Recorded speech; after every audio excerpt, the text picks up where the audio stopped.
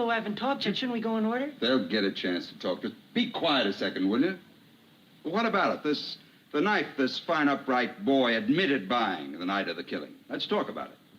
All right, let's talk about it. Let's get it in here and look at it. I'd like to see it again, Mr. Foreman. We all saw what it looks like. Why do we have to see it again? The gentleman has a right to see exhibits and evidence. Say, could you bring us the knife? Knife? Yeah. Thank you. The knife and the way it was bought is pretty strong evidence, don't you think? I do. Good. Now, suppose we take these facts one at a time. One, the boy admitted going out of the house at 8 o'clock on the night of the murder after being slapped several times by his father. No, he didn't say slapped. He said punched. There's a difference between a slap and a punch. After being hit several times by his father. Two, he went directly to a neighborhood junk shop where he bought one of those... switch knives. Switchblade knives. This wasn't what you'd call an ordinary knife. It had a very unusual carved handle and blade. The storekeeper who sold it to him said it was the only one of its kind he had ever had in stock. Three, he met some friends of his in front of a tavern about 8:45. Am I right so far? Yes, you are. You bet he is. He talked with his friends for about an hour, leaving them at 9:45. During this time, they saw the switch knife. Four, they identified the death weapon in court as that very same knife. Five, he arrived home at about 10 o'clock. Now, this is where the stories offered by the state and the boy begin to diverge slightly.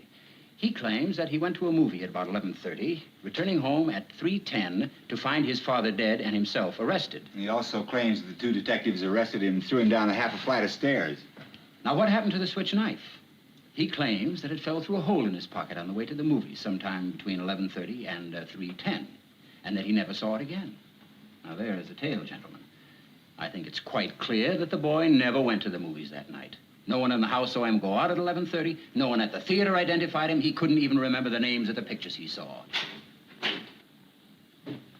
What actually happened is this. The boy stayed home, had another fight with his father, stabbed him to death, and left the house at 10 minutes after 12. He even remembered to wipe the knife clean of fingerprints.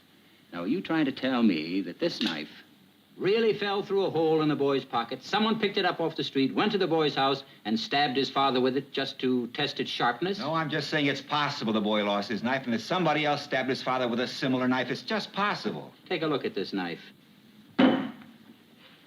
It's a very unusual knife.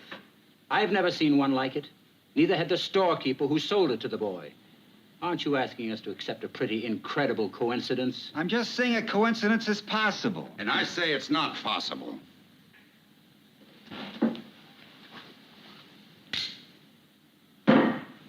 Where did that come from? It's the same knife. What do you think you're doing? Where did you get it? I went out walking for a couple of hours last night. I walked through the boy's neighborhood. I bought that in a little pawn shop just 2 blocks from the boy's house. It cost $6.